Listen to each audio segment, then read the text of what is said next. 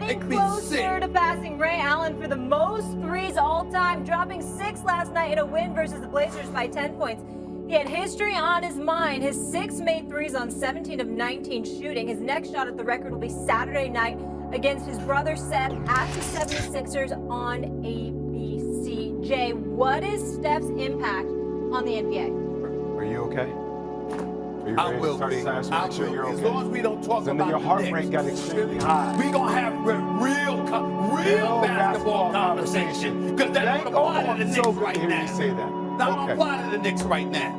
So I'm watching Steph, and it dawned upon me because I realized that offensively, SA, he is the most revolutionary player the game has ever seen in the history of the league.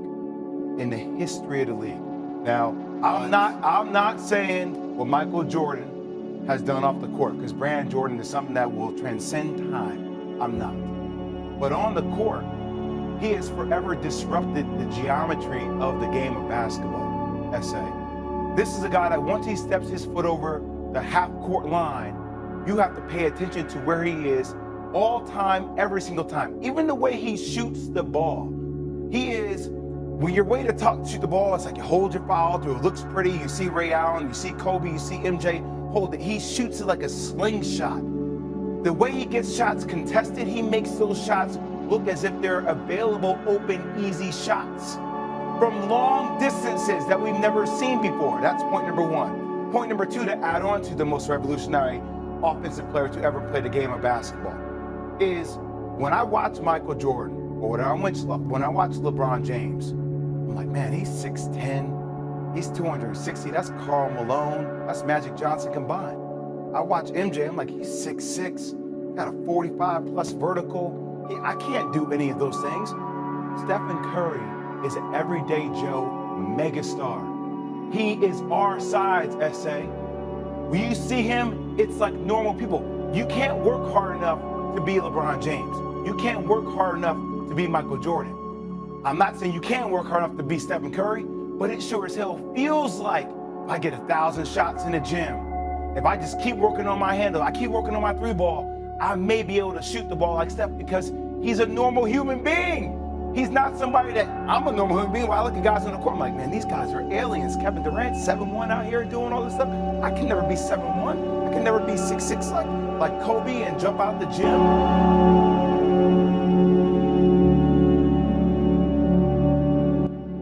But I can feel like I can be Stephen Curry. When I see little kids hosting the ball up from half court and shooting the ball like him, it seems like it's more attainable for young kids to think they can be Stephen Curry, more so than MJ or more so than LeBron James. You're wrong. I respect where you're coming from because I feel a lot of those things about Steph Curry for the reasons that you articulated. But when we talk about the most revolutionary offensive player, I think it's time to start talking about him in comparison to LeBron James as revolutionary as it pertains to this generation. When we talk about the history of basketball, here's where I jump off the bandwagon with you, and I still stay with Michael Jordan. People will bring in Wilt Chamberlain, but like you said, 7'1" or whatever. There's a lot of dudes that's 6'4", 6'5", maybe not 6'6", but the vertical leap that Michael Jordan brought to the table, we knew was extraordinary, even though we saw that in the past from the David Thompsons of the world and a few others, but nevertheless, Jordan was one of a kind.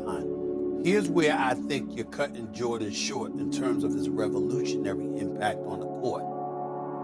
From the days of the Boston Celtics winning the championship to Portland, for example, with Bill Walton, Lionel Hollins, Marek Lucas and those boys, when they overcame an 0-2 deficit against Philadelphia with Dr. J and those boys and won the championship. I remember Seattle, the Supersonics, with downtown Freddie Brown and Dennis Johnson, Jack Sigma, Marvin Webster, and all of those boys, all right? Gus Williams, let's not forget him. I remember all of that. And then, of course, here comes Bird. Here comes Magic. You're looking at the NBA, and the NBA was about team. What happened is Michael Jordan came along, and the marketing machine that was the NBA, combined with the sneaker companies and everybody else, started focusing on marketing the individual. because Jordan was that kind of such a transcendent talent that they thought and felt, and accurately so, he as an individual, and I'm not talking off the court, even though obviously to some degree you're talking off the court in terms of impact, but I'm just saying his abilities on the court made him a guy that you marketed to promote the brand.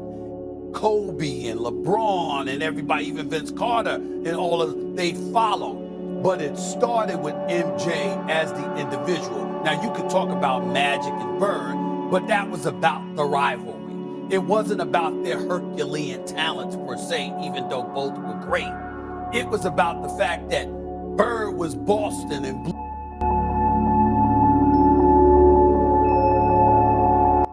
Imagine what Len Bias would have done with the Boston Celtics. People, the youngsters out there, you don't know about Len Bias. Look him up. The brother was they thought he was going to be the next Jordan.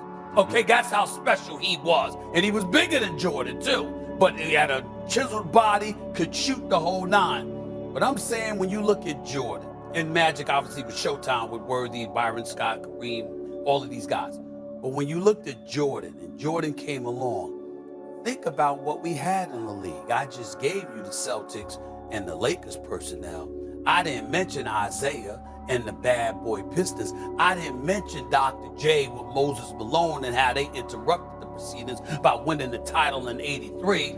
I didn't bring up any of those things. In the midst of all of that, the NBA said, the sneaker company said, corporate America said, yo, that dude right there, hell with all these teams. This dude right here is the dude that markets because he's such a transcendent figure on the basketball court with what he could do, by the way, on both ends of the floor. I mean, it was Air Jordan because he took flight, like John Sally said in The Last Dance, because you know he ain't human. You know he ain't human, right? You know, we had to get it before he took off because you know he ain't human. Michael Jordan was so special that from a revolutionary perspective, in terms of how the league utilized him, so we would ultimately pay attention to the individual heroics of the LeBrons and the Kobes and the Shaqs and everybody else in between. AI, let me not forget him. The list goes on and on. That individuality started with Jordan. So I'm not comparing all those things about business and culture. Like I'm talking the game. I'm talking this game. I'm just saying strictly on the court. Let me ask you a question. Who's more relatable to you, Stephen A. Smith? Steph Curry. Yes. Yeah. That's exactly my point. That's why it's more revolutionary to me. Thanks for watching ESPN on YouTube. For live streaming, sports, and premium content, subscribe to ESPN Plus.